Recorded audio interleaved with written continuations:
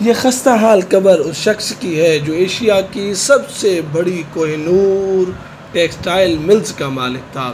یہ بوسیدہ قبر اس شخص کی ہے جس کی دولت کا محتاط اندازہ 25,000 کروڑ روپے ہے۔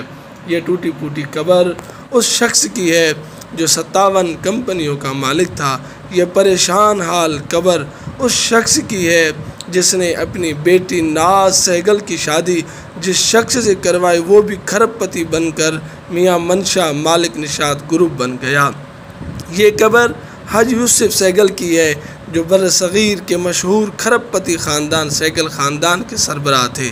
اس دنیا کی دولت اور طاقت کا انجام بس یہ ہے ہوئے نامور بے نشاں کیسے کیسے زمیں کھا گئی آسماں کیسے کیسے۔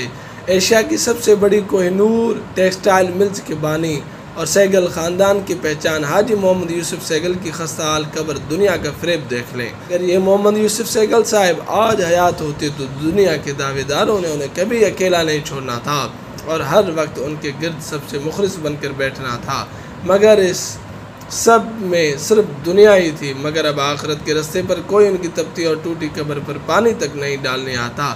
یہ آج کے دور کے یوسف سہگلوں کے لیے بڑی نصیحت